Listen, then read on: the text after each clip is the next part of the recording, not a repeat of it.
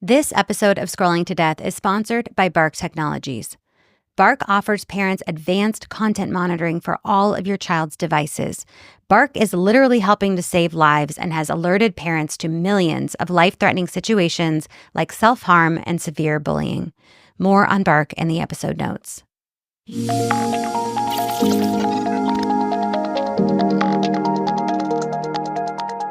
So welcome to Scrolling to Death. Today I have Erin Loechner, a former social media influencer who walked away from 1 million fans to live a more tech-free lifestyle and is now raising your children to do the same. I cannot wait to hear more. So welcome, Erin. I'm so excited to be here, Nikki. Thank you. And thank you for your work here. You're so good at this. You are so gifted here. I appreciate that. I will take that to heart because I feel like I'm just figuring it out as I go. But there is so much to talk about. And you have a book called The Opt-Out Family. I've been digging into it, and we have a lot of topics that I think parents are going to want to hear about and have been asking me about. Let's just back up to talk about your decision. So if you could take us back to the time when you canceled yourself and tell us about that story. Yeah, of course. It was all very accidental. I think that I did not intend to become a social media influencer. My job was I was an HGTV.com host. So I had my own renovation show with my husband, and this was pre-social media. It was just beginning to be a thing. And I remember my managing editor saying, like, you should really probably cross-promote on Instagram. And I'm like, why? And so maybe 2010, 2012 is sort of when probably 2010 I was an early beta tester for a lot of these programs. Wow. Pinterest beta influencer, so kind of a suggested user over there. So really from the get-go did come into this work with the idea that I was just here to promote the work I was doing elsewhere. I had a bunch of boundaries in place. My husband had worked for Apple's ad agency in Los Angeles. And so both of us knew pretty early on that this was not something we were going to toy around with. We knew how the sausage was made. And so we didn't share our kids' names online. We didn't share their faces online. We kept things very private in terms of personal, professional boundaries because we were public figures. That was important to us. And yet I feel like, social media has this way of certainly promoting vulnerability and transparency and connection and all of these lovely things that I think are very intrinsically human of us that we desire. And I think that there was a point in which I fell into, if I am going to have a business in this way, then I should probably be a little bit more transparent too and talk about some of the struggles. And I'm a mom and, so it kind of slowly trickles in whether or not you like it because you are sharing your life and you are sharing your livelihood. And so for me, there was a big transition that happened when a friend's daughter came up to me. She had turned 13 and said, hey, my mom finally let me get Instagram so I could follow your work. And Nikki, there was this part of my heart that just sunk because I knew I have now led this girl, this preteen, to a place that it is patently unsafe for her. It is patently unsafe for most adults. And it was unsafe for her. It ended up being unsafe for her. And I still to this day carry that weight of, gosh, you let her here, and so this all coincided with, myself being a parent of 3 as well. And my kids were getting older and you kind of come to this realization where you're like, kids can sniff hypocrisy a mile away. And if I continue to justify that, I need this thing for my work, what keeps them from justifying, I would like to have a business online. I would like to do this. And is this the only way to do it? That's what I'm hearing. And so there was this part of me that went rogue and thought, if technology is the future, that's cool. But is this the future that I want? And is this the future that I want for my kids? Yeah, and it wasn't. Sure. And so I thought, all right, I'm going to pave something different. And I'm going to try to keep this creative career in a way that doesn't erode my values. And so that's sort of, where I started to kind of, I just ended up leaving social media. I never went back. I thought it was temporary to experiment with what it would be like. And I realized this is amazing. I'm not ever doing it again. Yeah. And I'm sure it was a journey to try to figure out how to connect with people when you're not online. So, what did that look like? Like, how did you find those connections and be able to educate people on your journey when not accessing people where they spend all their time on social media? Yeah. I will never be able to sort of measure the opportunities lost in terms of new work, but I know the fruits gained, and I know that it's going Mhm. to be a net positive to not be in that space anymore.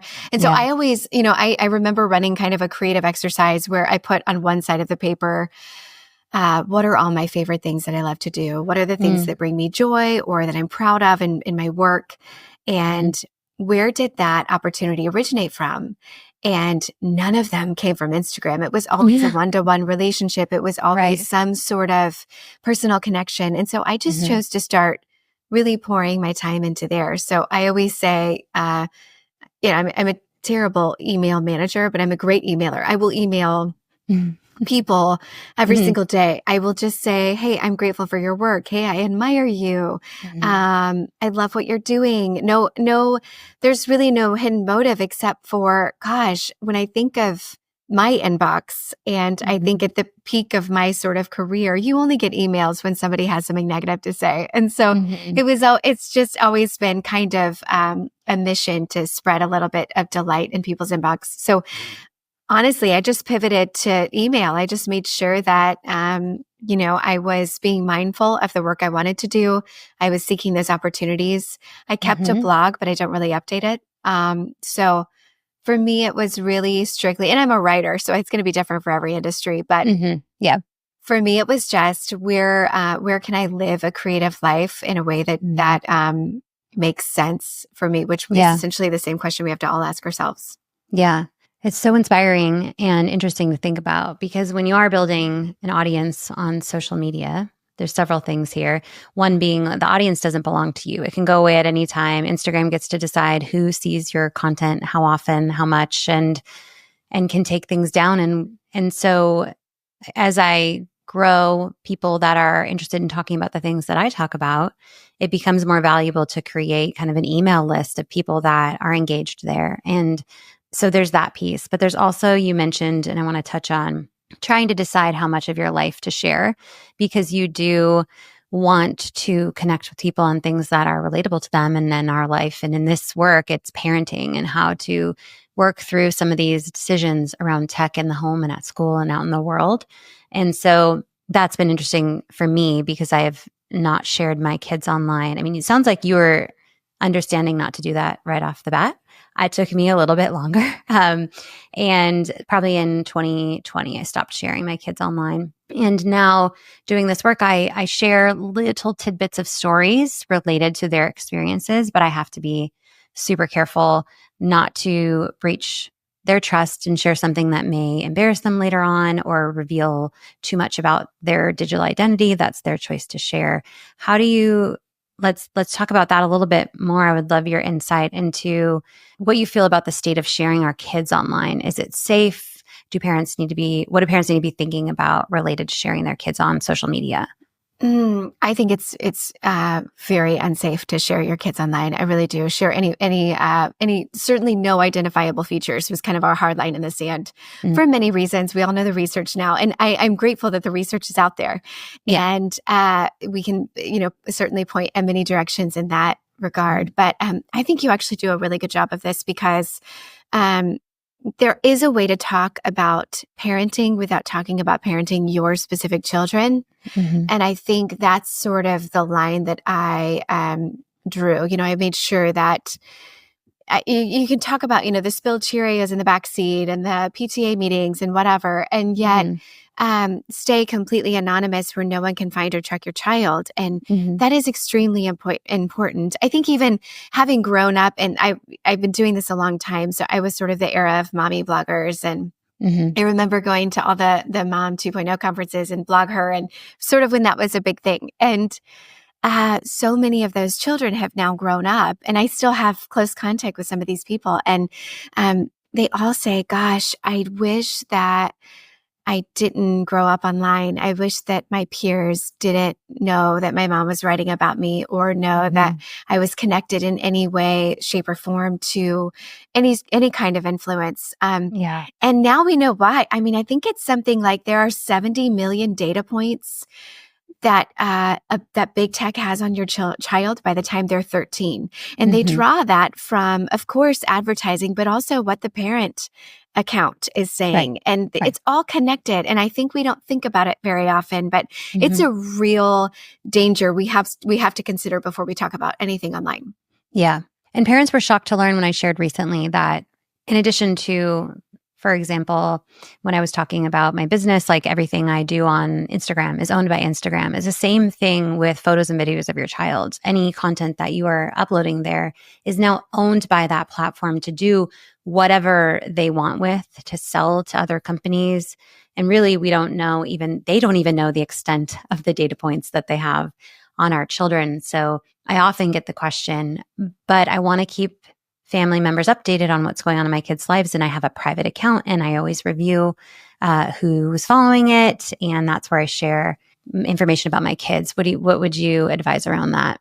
From every bit of research, and I did a lot of research for this book, I spoke with over 250 people in and out of Silicon Valley. And even if you do have a private account, you have still signed the terms and conditions that sign over your child's photos, which really, sounds like no big deal until you think about, I've been deepfaked as a person. I've been deepfaked. I've been hacked. I have been, my identity has been stolen. Any sort of breach of trust that can happen has happened to me personally. I cannot tell you, Nikki, what an unsettling feeling that is as a grown adult, as a child, who, when you think about it's a murky issue, of course, because there's kind of the personal identity breach, but also, we are now living in a time where AI is right around the corner. It's already here. And yet I think there is some sort of moral compass associated with it right now, that once I don't feel optimistic about where it's heading.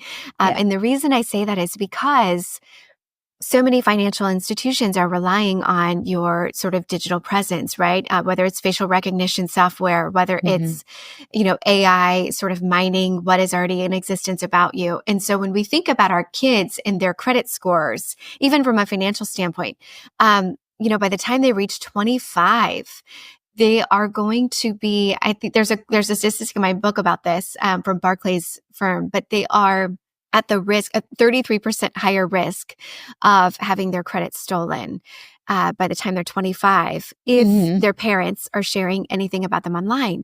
That's a huge statistic. I don't know anybody that would sign up for a third of risk for their child in that regard. So right. I don't know. It's just, and that's only the financial piece. It is so much better to just keep I get where they're coming from. I would just say, all right, well, if you can have a text thread, I don't even do that. Actually, I just really don't take a lot of photos of my kids, period. But, it's one of those things we have to think, how would we have done this in the 80s, right? Is it really that big of a priority to keep everybody up to date in beyond the annual Christmas letter and how your child is growing, forming, shaping, learning? Or is this just a byproduct of now we have so much information and so much opportunity that why not?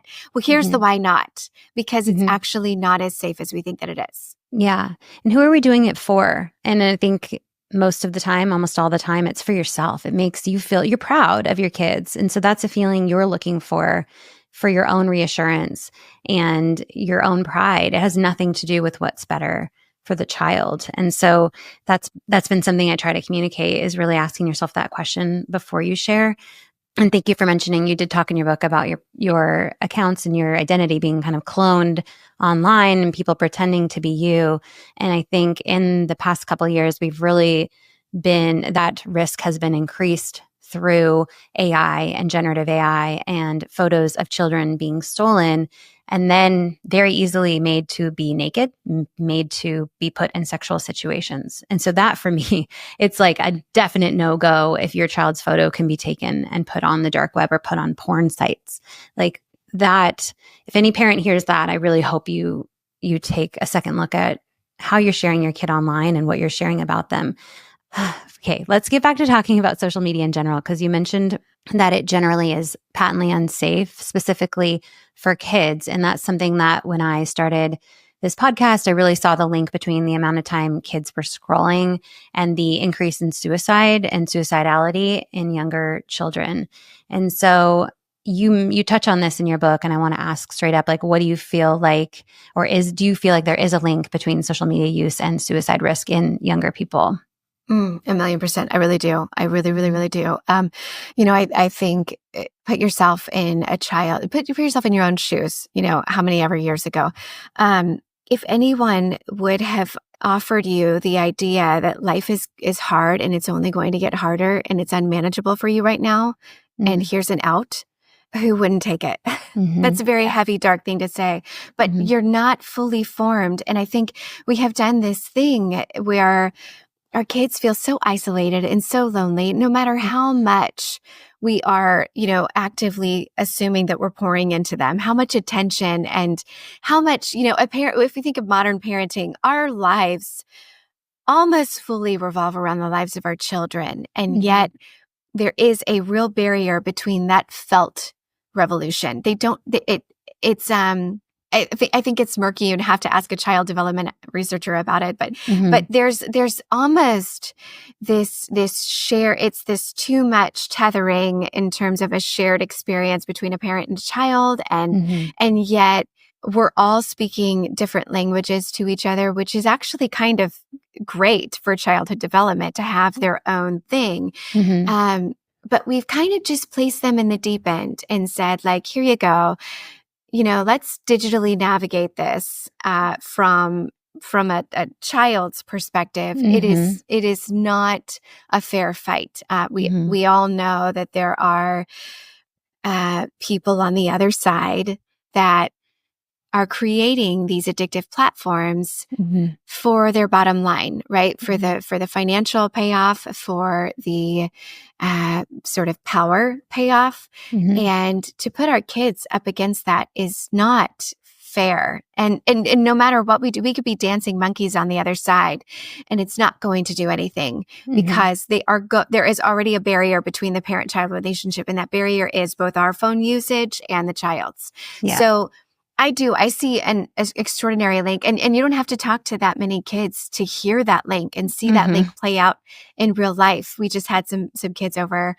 We have an open door policy in our house. We're the low tech hangout zone, so people kind of know. Just leave your phone in the mailbox and then come on in. And open door policy. And so we have kids and teens in and out all the time. And they are very forthcoming about how they would not choose this life if given the option. This is just the world and the future that we've created for them. And I really think there's a disconnect in that understanding between parents and children. Oh, if they wouldn't choose it and they know it feels bad, then why do we keep giving them access to smartphones that have access to social media, and parents can't stop them from accessing it on an iPhone? I mean, luckily we have some safer options these days where we can have more control, but generally our kids are going to get access whether or not we like it. It's just, I hope that society starts to move toward kind of the ideals that you've created within your family. And we'll talk about that. One thing that I wanted to touch on, you went into detail on algorithms in your book, The Opt-Out Family. And I want to touch on that because I think it's actually helpful for kids and teens to understand, and parents to understand, how the algorithms work. Like, why are we getting access to this for free, and how are we benefiting or being harmed through that? So can you just describe in a way that parents can understand, like, how do the algorithms work? Like, what are they really doing? The best sort of metaphor for algorithm, I remember asking a programmer back years and years ago at a tech conference, and we were talking about, okay, I don't understand what this algorithm thing is and how does it work? And he just said it's a recipe, right? It's a series of steps. So you are just leading someone down a predetermined path in a row, right? It's very linear. It's very sequential. And you are leading them down this path to meet a specific goal, right? It's like baking. It's baking a recipe. And I remember asking him, well, whose goal, right? Like, Yeah. And he said, that's the $1 million question, right? That's what we all want to know. Because the truth is, we all know this as parents, but our goals are never going to be aligned with any company platform's goals that wants more of your time and attention from the child or from yourself. That's automatically a disconnect, right? Because as a family, we are called and responsible for fostering the lives of the children in our home. And we can't do that if they're being beckoned elsewhere at all times. And so what we have found now, in addition to the very cursory definition of an algorithm, is that what Silicon Valley knows is that some of those more powerful emotions are the greatest indicator and motivator of where an algorithm is going to lead. So, you think of fear, of anxiety, of anger, of depression. I do not think it's by accident that these are all descriptor words for what a child, any teen that is on social media uses these words often, right? I'm anxious. I am depressed. I feel fearful of my future. I'm really angry about the state of affairs in our world. I'm angry with my parents. All of these very emotionally charged words. Well, they have been fed those because they cause the greatest reaction. They cause and they're numbing the child as they're being used, right? If we think of fight or flight, most children are still in that freeze zone. So they're not fully, their brain is not fully developed yet. So they're going to freeze, which is actually really beneficial for the tech company because now I can feed them more content. They're now frozen. They're now kind of just an open season, right? I can feed whatever I want. And so when you look at the statistics of how quickly, one healthy eating recipe or new workout routine leads to disordered eating content, how quickly a depression, even if it's an uplifting positive quote, even if the search term is, positivity quotes of the day, we are finding that, you must be having a hard time because you're looking to be uplifted and encouraged. Let me feed you something that might relate better to you. Let me give you the empathetic stance, which is, I am so depressed. And that's where we're at now, is that that's how you lead a child to the suicide ideation, like you talked about. It's a very direct line, and you see it play out in any test account. You can go on to any algorithm and play and toy with a couple things and age, profile, bio, whatever. And across the board, this is what our kids are being fed. And I don't know anybody that can compete with that. I don't. Yeah. In your book, you quoted a lot of research from Fowler. I think there was a paper maybe or in 2022, like a lot of good stuff. And I have a note to look up those research pieces. But he talked about the fastest way, the shortest path to a click is fear, anger, or sadness.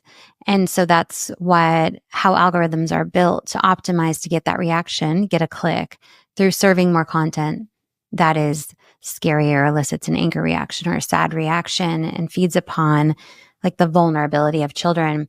So, and this is what I've been seeing across research also and test accounts and all the things, but it seems to be not as true of adult accounts, at least not to the extent. And I get questions from parents like, I'm not seeing this type of thing in my feed, or like, why would TikTok want to serve a kid self-harm content, which we touched on because it gets a reaction. But do you think that there's a difference between what parents are seeing and what kids are seeing on these social media feeds? I do. And what's really fascinating about it is Jeffrey Fowler is an adult who joined Instagram specifically to share baby photos with his family. Okay. And he, in those early baby days, was being constantly fed really fearful content about babies being dismembered, babies dying in their sleep, babies with, abnormal deformations. Oh my God. Just really triggering content for a new parent. And I think, honestly, the algorithm has gone through so many iterations. One of the really big ones was in 2012 to 2015 when Instagram's profits skyrocketed because of their change in algorithm. It became, I think the quote was, we want to feed you the memories that will matter the most to you. And we want to give, so it moved kind of from like a scrapbook of our kids to, we're now going to tell you what you want to see, right? Yeah, we're not going to feed you anything chronological anymore. We're not going to give things that your friends are posting about. We are going to choose who, what, where, when, why you want to see it. And so I would honestly argue, if we look at our own feeds as adults versus a child, when was our account created? Because that algorithm shifted after we have backlogged all of this content already. To a child that is signing up on day one, it's a blank, clean slate. And when you think about, I've done test accounts myself, and when you sign up and you get suggested users, it's almost always like a Kardashian or like Ariana Grande or whoever's big in pop culture at the moment. Yeah. Those are your options. And so you're automatically creating kind of an association between someone that maybe is not, I don't want to assume, but probably isn't living the most healthy lifestyle in terms of, public-private boundaries, right? Or right. a very relatable lifestyle. So kind of you're starting from this square one. I don't know that I wouldn't go as far as to say, well, it's, there's, it's orchestrated or there's something behind it. I don't really know about any of that, but I do know that the baseline is automatically what's a celebrity doing and how can we work from there as our baseline, which is unhealthy for any child anyway. Automatically, you're not really starting from a ground zero that makes sense for that child in their context of their life. Yeah. And I think it's more than half the content that people are seeing in the algorithm is chosen for them by the platform, not things that you follow or have even showed an interest in outwardly. And so do we want TikTok or Meta deciding what our kids see? Because that informs kind of who they are, their mental health state, their choices. It's really got such an influence on how they live their life that a parent should have more of an influence than those social media companies that don't care about them at all. Yes. And then automatically we're parenting from a reactive state rather than a proactive state. Automatically we are finding ourselves undoing some of these messages rather than offering what we want. It's a real barrier to childhood development in every level. One more thing I want to touch on the algorithm, and you mentioned this in the book, and I didn't realize this before, but you talked about TikTok and you said, while you are watching TikTok, TikTok is watching you and kind of making decisions about your personalized algorithm based off of your facial expressions. Can you tell us more about what you learned about that? Yeah, it's wild. So biometrics, there is the capacity built in now to these platforms, and it is called biometrics, and it's a new-ish technology that is only being more. It's the same. It's based on facial recognition software. So if you've ever unlocked your phone with your face, there you have it. But one of the really nefarious things with TikTok in specific was TikTok was, in some of my research, arguably the most referenced platform in terms of deepfakes, right? Where Heather created, Heather shared all of it. And I was very curious why that was, because biometrics do rely pretty heavily on your eyes, and deepfakes are often found out through the eyes. So if you ever know anybody that's very interested in deepfakes or that researches deepfakes and can figure out the difference between the two, they will always say, well, you can tell it's in their eyes. Their eyes don't look quite alive, right? Because you can't get every angle. So their eyes look very static, a little bit dead. And I was just curious, well, why are so many of these deepfakes being created on TikTok, and how are they doing so well? And how are they created so lifelike? And I found that TikTok often issues eye challenges, things that seem very on the surface harmless, right? So kids will start a challenge where it's like, I want you to think of your crush and your eye color will change. And they do this test to see, do I actually really like my crush? And I can think of myself as a 16-year-old and, oh my gosh, the surveys and the numerology and whatever. It's like, am I going to fall in love with this person? Yes. And so every Cosmo quiz, this is just baked into teens. And so they have this TikTok side eye challenge where you want to face the camera on the side of your eye, on the front of your eye. You do like the camera flipping between from one eye to the other eye. All of this is giving these platforms a 360-degree view of what your eyes are, how they're shaped, what they're doing, what they look like, how they react. Do your pupils enlarge when you see something exciting? It is just, Nikki, it's wild. And under the guise of like fun, harmless challenges, we're feeding this information to a company that has willingly and openly offered, we are able to employ biometrics and we own all of your data. So it's just wild when you think about the implications long term for that amount of content that you no longer have control over. That's wild to me. And I mean, this is already kind of coming to life. One story that comes to mind is, which listeners may know about. So 14-year-old Sewell Setzer III, he was on Character AI, which is a separate app, interacting with chatbots, with a chatbot specifically, fell in love with her. She sort of suicide baited him and he ended up taking his life thinking that he was going to join his chatbot partner in her world. Okay. So there's that. But Sewell, and I have an interview with his mom, Megan, that's available. But Sewell is now popping up on TikTok as like an AI version of Sewell, talking about his own death that looks very much like him. AI versions of his mother talking about it that are completely fabricated, but using just video, I guess, that was available of them online. And so we're talking about cloning people that are alive or even deceased and making them say and do things that are not true to them.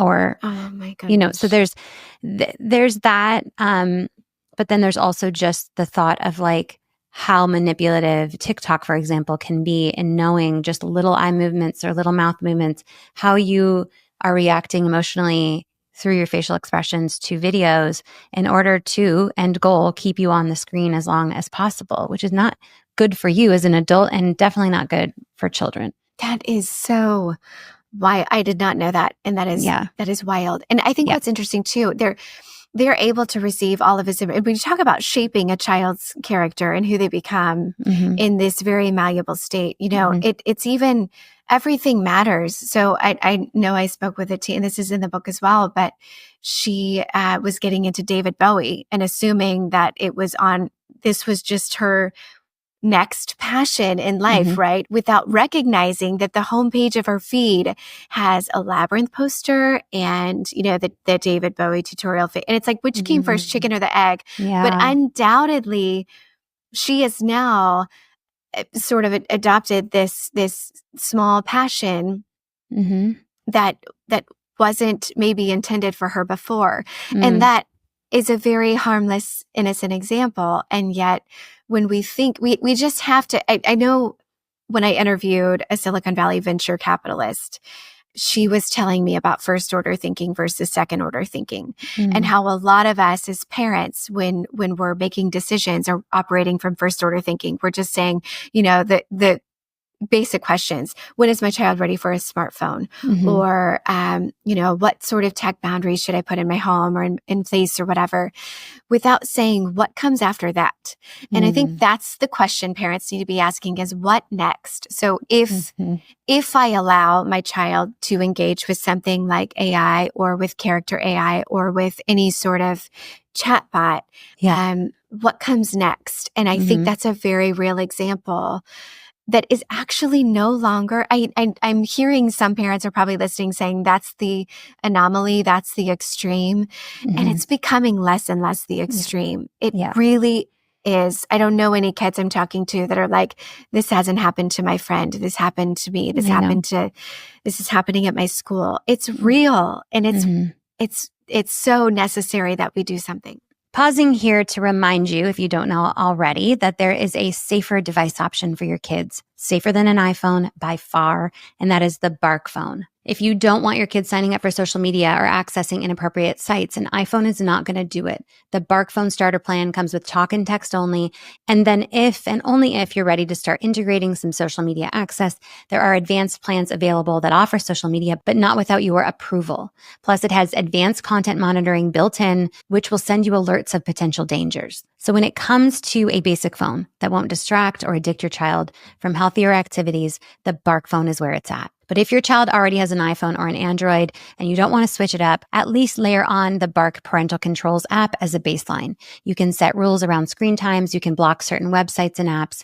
You get alerts of harmful content coming their way and a ton more. And if you're interested in a watch for your child, please check out the new Bark Watch. Back to my chat with Erin at the Opt-Out Family. Yeah. Okay. So let's close out just the social media conversation because the situation, it just sucks. Like parents can set rules. It just sucks. But they're going to get access. We can very clearly state across the board that social media use is generally more harmful than good, especially for children. And so you talk about the importance of like disrupting conventions. Just because everyone is doing it doesn't mean that we have to. Can you just advise parents on how we can disrupt this convention and societally, what we think we're supposed to do and think more about what world we want to be in rather than what we feel like we need to. Yeah. And the book actually, for anybody that wants to do these exercises in their home, walks you through the very exercise that Apple's ad agency uses. It's Shy It Day. And so they do a convention versus disruption sort of exercise on people when they're realizing, why do people make decisions we make? So, I mean, if you're ever wondering how we got here, it's a very beneficial exercise to do. So you can do that. It's in the book. But we have to just kind of think of all of those reasons of, why we say yes to phones. And they're good reasons. If this was all bad, we wouldn't be handing phones to our kids ever. Yeah. And so we have to just kind of unpack and do some litmus tests on, okay, do phones actually make our kids safer? Do they actually foster independence and responsibility? Do they actually benefit our kids' social life and their social circle? Are they becoming more engaged, informed citizens? I mean, all of these reasons why we think we should be giving our kids a phone. And actually, there are so many other ways to teach those same lessons in far better, longer lasting, and safer situations. And so all of those examples are in the book. But one of the things that we talk about a lot within our organization is that it's not enough to say no to devices. We have to say yes to something better, because the reality is our kids will be handed devices. If not the school issued iPad, a friend's device, there'll be whatever, anything goes. And so we have to ask ourselves, well, how do we build a life that our kids don't want to escape from? And I know that sounds very cruise director of us and very our motto is be more engaging than the algorithm. That sounds very intimidating because the algorithm is so strong. Yeah. And yet a lot of what I found with these tech companies through these interviews is they're rooted in childhood development. It's no surprise to them that they know what works because it's the same thing that works in real life. And so the more engaging, sensory experiences that we can offer our children, particularly when they're young, the better off they'll be able to recognize this actually feels better than this. And I'm going to move toward what feels good. Every child does that. Yeah. And so we can use these in our favor if we are building those experiences as they grow, and those experiences will outweigh the online ones. So I've always said, here's my only goal with my kids. Okay. My kids are only 12, 8, 4. My goal with them is that when they turn of age to choose some sort of device, they can choose a smartphone when they can handle the financial cost. I'm not going to buy it for them, but when they can handle the financial cost and the emotional cost of a smartphone, they can go down that path. But I do not want the only reason that they go down that path to be because they don't know any other way. They don't know anybody else that doesn't have a smartphone. So I always encourage parents in the home to experiment with what is it like to not have a smartphone with one of the parents. So you can turn off all of the internet features. You can turn on all the parental controls. We have sort of a how-to if I think we're all familiar how to do it, but if not, there's a how-to on our site to make sure that you're experimenting with the same life that your kid is experiencing now, right? Yeah. They have to deal with what is it like to have somebody checking their phone in your presence? What is it like to go to a diner and not be able to access the menu because it's on a QR code?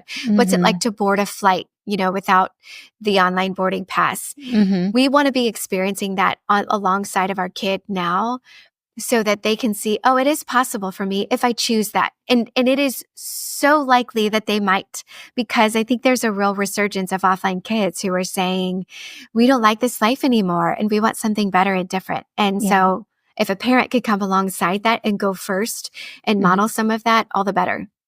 Amazing. Okay. Let's stick on, more advice for the home and we can talk probably for a separate hour about school issued tech. And I would like to book that separately. We have been in communication and working on some resources there, and you have some, and there's more coming. So we will talk about that separately because we have a little less control there and it's a little more of a fight, where at home we can really balance out that use of tech at school. And so I want to cover some of the pain points quickly that parents are trying to figure out at home, and get your either opinion on it or your experience with it, and recommendations. So whatever you want to touch on. But I want to start with just like having a Siri or an Alexa kind of AI bot in your home that you can access to play music, Alexa, play this music, or Alexa, ask her a question. We did have it in our house, for example, for maybe a couple of years. And recently we only used it for music for a while. And then I noticed my children were using it to ask questions rather than kind of using their brain to think things through. So I was having thoughts about, is the information that they're getting from Alexa, is it safe? Is it accurate? Is it just allowing them at all to practice their critical thinking skills? So what is your general opinion or experience with these kind of AI tools, integrating them into our homes? I 100% agree with you. I don't subscribe to any of them. I think just also strictly from a childhood development, like just that position alone. You have to save room for wonder and save room for guessing is a very real first step to figuring things out. I mean, critical thinking begins with a guess, a hypothesis, right? And so if we don't allow that split second time to think of something on your own and to make that connection by yourself, then you're really working against that skill that a child will need to build. But on top of that, and I know this because I can say as an influencer, I worked with these companies, which I'll have to answer to eventually. And it was really interesting how, you wonder, okay, why does Google want to be in the thermostat business, right? Why Google Nest or whatever? It's not because they want to know, they want you to be able to easily control the temperature in your house. They're finding information about when you're home and when you're not home. They're building a data set for you and your children so that they know what ads to feed you. It's plain and simple. So the less that you can introduce any of that information, and I know the argument is like, well, if you're not doing anything wrong, does it really matter? It matters, and it will matter more and more and more. And so I think from the safety standpoint, it's an automatic no. And we've never allowed that in our house. But I do also agree with you that what are we doing on the critical thinking front? And there is the safety. You can ask Alexa anything at all, and Alexa really doesn't care what is good for your child, right? Yes. Alexa cares what comes first on her feed and she's going to repeat it. So, that's a really hard no. And I think it's a really easy step to get it out of your house. Just start so there. Easy. Yeah. It's a very easy one. And I think this is a good reminder for parents. So if you don't even use that in your home, but you and your kids are pondering something and you look it up, I think that there's conversations to be had first before looking it up. There's one thing we try to do is call a grandparent to ask them their opinion, just kind of putting that onus on somebody that's elder and more experienced than us and more wise, and they might not be correct either, but we're figuring it out together, human to human. So that is a step, I think, an easy step that parents can take, is just giving it a beat, giving it a few minutes before just looking something up and having that curious conversation. Let's talk about video games really quick. I am a hard no on video games. The latest Hindenburg research report on Roblox was frightening. They call it a pedophile hellscape for children. It's just a space where kids are being approached by predators if they are playing online. The parental controls are very difficult to navigate and very easy for kids to turn off. The video games are extremely addictive, and on purpose, they're built based off of slot machine research. And so for me, I'll just start with my opinion. It's just like a hard no. I don't think that your kids need to play video games. I just think the harms of it greatly outweigh any benefit of connection and fun. What is your opinion on video games in the Oh household? my gosh, fully agree with you. Okay. Of course I do. I mean, I don't know if we're counting anymore, like Super Mario, like from the Nintendo console that you have to blow on the cartridges. Um, hey, if you want to introduce that alongside of your child as kind of a replacement for some of these, any online video game that has a chat feature is automatically out, I believe. But we've got a ton of boundaries in our house. So I'm a bit extreme with this, you will find. And Yeah. so of course, that's a no. But I do think I interviewed a UX gaming designer for this book because a lot of what I was interested in is okay, if we're taking all these things away, what are we replacing them with? And how is Minecraft so addictive, right? What are the good qualities that we can take from Minecraft and bring into our home? And right, one of the beautiful things that game does is it has somehow created an environment where challenge is welcomed, right? They have balanced that fine scale between what is challenging without demotivating.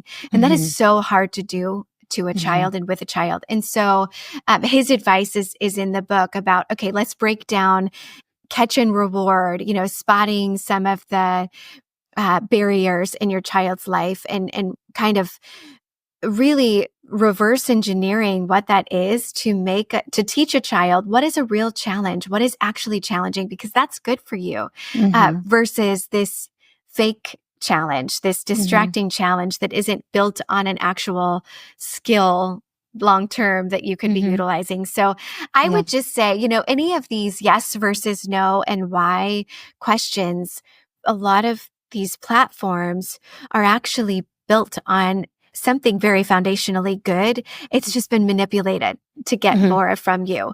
And so, I would all of those are broken down in the book in terms of what are they doing to our kids' brains and how do we kind of recreate that in a better, more holistic way. And it's easier than we think. And so, I always like to touch on that. Yeah. Okay. One more kind of tech decision in the home is TV and how much access we're giving our kids and what they're allowed to watch. And it's changed a lot just in the past couple of years because most people have these smart TVs where you can access YouTube and different apps and probably social media and gaming, all like from one console.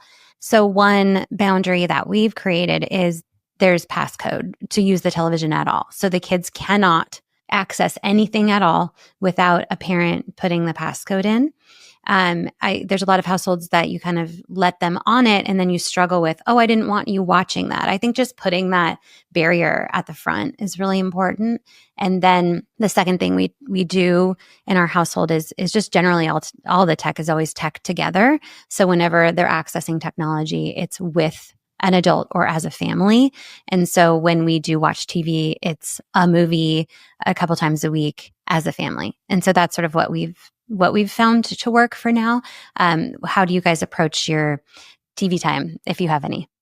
We, and I love tech together. I think that's exactly the way to go. We don't, I don't have a smart TV. I mean, we don't even have streaming devices or platforms or anything. We do have the ability to borrow a DVD from the library, which sounds very, gosh, I feel very Pollyanna even talking about this, but yes, we do. So we will watch a family movie every now and then. What I have learned with kids is I will never ask them, hey, what do you want to watch? I will just say, hey, Mary Poppins viewing is coming on at 7 p.m. tonight. I'm going to pop some popcorn. Come join if you want to. Because I never want them to feel like they might be doing something far more engaging. And our kids have before. Like one is writing a book right now and she would rather be doing that than watching Mary Poppins again. And so that's just sort of how we approach it. It's never something that we have to do, but it is an option. And I fully agree. That's actually Mr. Rogers' famous rule from 1983, as he's like, if you are going to watch any television or if your child is going to watch any television, do it together and talk about it. It's a real, I knew I liked him. Same, I know. And that way you can process it together. And so our rule is we don't download anything individually. If you don't have time to talk about the show, then you really don't have time to watch it. Yeah. Gosh, I love that. And I mean, listen, there's all types of different households and we get to choose what we want. And I appreciate that you sharing, although it's like maybe not the norm, but I mean, it's hard because we get judged, like people get judged for making certain decisions that are not mainstream. And even my lifestyle with the kids is not as conservative as yours probably, but like it's even hard to share sometimes because I'm not judging anybody for their decisions. It's just we can all share our own experiences and then assess those and make safe decisions in our home, whatever we feel that may be. But we need to hear from people like you who are like walking the walk of really opting out on almost everything here and know how that is helping your kids because it really is. And I want to touch on one more thing, which I think is really important for the way we parent, and that is allowing our kids to be bored and not overscheduling. So, and I'm just going to share, I'm going from me to you every time, but like when my kids get home from school, they know they have homework, but they have time to do it. We don't do a lot of extracurricular activities. They all do, the older ones do one sport at a time. So we have lots of nights where we don't have anything after school and they come in and it's just whatever they want to do. I'm not setting something up for them. I'm not demanding that they do something specific. They just, one goes and plays handball, one grabs her book and starts reading or whatever. And sometimes they say they're bored, but I tell them that boredom is an opportunity and then they get mad at me for saying that. But so what do you feel about boredom and the importance of kind of letting kids figure out what to do on their own? Oh, love it. I love it too. And honestly, I mean, it sounds like you were reaping the benefits of allowing boredom when they were young, because now you don't have to. I think a lot of the pushback is like, well, I don't want to create all of these experiences and moments for my kids for the rest of my life. They need to learn to do it on their own. Mm-hmm. And independent play and all of that. Well, if you do it early on and they get in the habit, mm-hmm. and they find out their interests, and if they're bored enough to seek out their own fun and seek out their own play, then they do get in that habit and they do learn that rhythm. And so it sounds like you're just reaping the benefits of that, truly. Yeah. But it's same. We've never, I do always encourage parents who have not let their child get in the habit of boredom and have to kind of, wrestle with what the kid is like when they're mm-hmm. super, super overstimulated from mm-hmm. school and from screens. And then they're coming home and they need a snack and a nap, but they're not going to do either of those things. Mm-hmm. Well, they'll do the snack, that's for sure. But like, oh yeah. I always just encourage, just leave something out, nothing that you have to buy or make or do or orchestrate, but just leave something out that they're going to ask a question about. So, a go-to is like an old photo album from your attic or whatever. Mm-hmm. Just put it out on the counter next to their snack and they will inevitably, it's stumbling upon. It's the reason TikTok is so great, right? Because you never know what you're going to get. Yeah. So just leave something out and try it for just give it a week. And eventually they are going to learn that they don't have to, kind of re-regulate their body with mm-hmm. iPad time or with, one-on-one parent time. They can move into something different on their own if they're kind of curious and engaged in that way. So mm-hmm. it's just something to try, even if it's like old socks and a Sharpie to make sock puppets, whatever. It all depends on your kid's age. But just anything for them to discover is always a nice way to ease them back into reentry. I love that. I did interview a therapist named Andrea Brambilla, and she has an Instagram called Brambilla Bits, but she focuses all on independent play. And I know she's working on kind of like a guide for parents. So parents, I'll link to that interview as well, because we talk all about how to kind of let your kids explore independent play. Okay, let's try to start to close out. There's so many more directions I could go, but I got a couple questions from Instagram that I want to touch on. Now, one question is about, my middle schooler is on their device for school 7 to 10 hours a day. How do I balance that out? And I think that we kind of touched on some of that throughout this conversation. And I do want to come back to another conversation about screens at school. So I think we'll save that one. What would you say to other influencers or current social media influencers who are using their children in their platform? I mean, it's hard to speak boldly about this without feeling as if you're criticizing or judging their work. I know. I have friends who have children with special needs, and I know for a fact that they have found so much positive sort of narrative surrounding that just by like openly sharing, this is what my child looks like, this is what they struggle with, this is what life is like for them. Yeah. I think a really good, if that's kind of, if you are finding positivity and sharing your children, then just, I would challenge you to not include their faces or their names. If you can slowly kind of reshift that, because there's still a way to talk about the diagnosis and talk about the experience surrounding it and to spread that joy without spreading your child's particular joy. And I think that, I think it's going to be more and more important. So I would strongly advise against not sharing your children, for many, many, many reasons. And also I don't love the term sharing your child, because you're giving them away. You're not sharing them anymore. You're just handing them over and handing them out. And so, I think we have to, even in the way we talk about it, we have to be really mindful and be very honest about what we are giving to these platforms and the people that are using these platforms that we don't know why or for what purpose. Yeah.